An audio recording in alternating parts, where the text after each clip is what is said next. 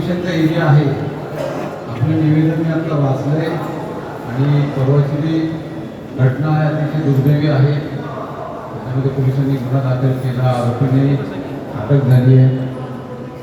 तो रस्त्यावर झालेला वाद होता, त्याला मी रोड रेजचा प्रकार म्हणतो, आणि त्यानुसार तात्काळ पोलिसांनी त्या ठिकाणी कारवाई केली. आता याच्यामध्ये एक विषय आणखी येतो की अंधारलेल्या ज्या जागा आहेत, जी मोकळी मैदानं आहेत किंवा जी निर्मनुष्य असलेली काही घरं आहेत तिथं राहायला कोणी नाही आहे, तर अशा काही खाजगी जागांना आपण ठिकठिकाणी कुंपण असणं किंवा तिथं लाईटची व्यवस्था करणं आणि अशा ठिकाणी ही लोक बसू नये यासाठी पोलीस विभागानं नियमितपणे गस्त घालणं. तर साधारणतः पोलिसांची हद्द बघता आपल्याकडे जे काही मॅनपॉवर आहे, वाहनं आहेत, साधनं आहेत, त्याच्या माध्यमातून आपण सतत पेट्रोलिंग ठेवतोय, या ठिकाणांना भेटीही देतोय. एकाएकी घडलेली काही घटना असतात त्यांच्यामध्ये त्या ठिकाणी लगेच पोलीस दलाचा माणूस हजरच असेल, त्याच वेळेला ही शक्यता थोडी कमी असणार, पण गर्दीची ठिकाणं आहेत त्या ठिकाणी आपलं लक्ष असतं, देखरेख असते.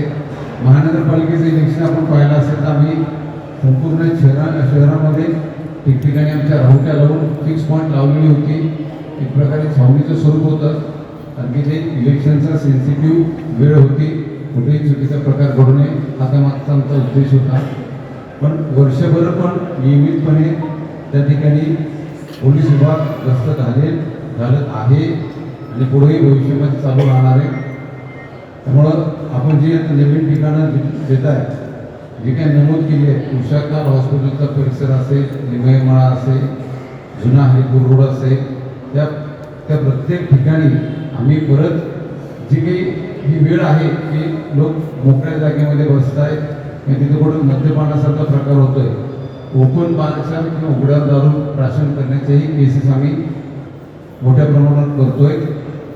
अशा काही मद्य विक्री करणाऱ्या लायसन्सधारी आस्थापनांवर पण आम्ही कारवाईसाठीचा प्रस्ताव माननीय जिल्हाधिकाऱ्यांकडे पाठवला आहे की ज्यांनी असं परमिट शिवाय मद्य विक्री केलेली आहे तर त्याही आस्थापना या त्यांच्यावर कारवाई व्हावी, त्यांचं लायसन्स सस्पेंड करण्यात यावं, जेणेकरून त्यांनाही लक्षात येईल की आपल्याला विदाऊट परमिट विक्री करता येत नाही आहे. आणि माझी आपल्या सर्वांना पण विनंती असणार की आपण ज्या भागातले रहिवासी आहात, आपल्या नजरेस काही पडतं तर कृपया करून आपण पोलीस विभागाला सांगा, थेट मलाही सांगा. माझे सर्व अधिकारी आपल्यासोबत आहेत. कुठेही आपल्या मोबाईल नंबरवर आलेला फोन, आपल्या नावाचं कुठेही आम्ही बाहेर चर्चा करणार नाही, त्याची गोपनीयता ठेवू आणि आपल्या दिलेल्या माहितीच्या आधारावर त्या ठिकाणी मात्र तात्काळ कायदेशीर कारवाई करू.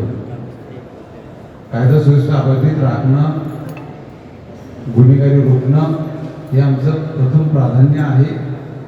वर्षभर आम्ही इतरही काही कर्तव्य पार पाडतो, पण त्यामध्ये आम्ही ह्याला पहिलं प्राधान्य देतोय आणि त्यामध्ये आपल्या सर्वांचं सहकार्य लागेल, आपली मदत लागेल आणि मला अपेक्षा की तुम्ही मदत वेळोवेळी करणार. आपले काही प्रश्न असेल तर प्रातिनिधिक स्वरूपात आपण सांगा, मी उत्तर देतो.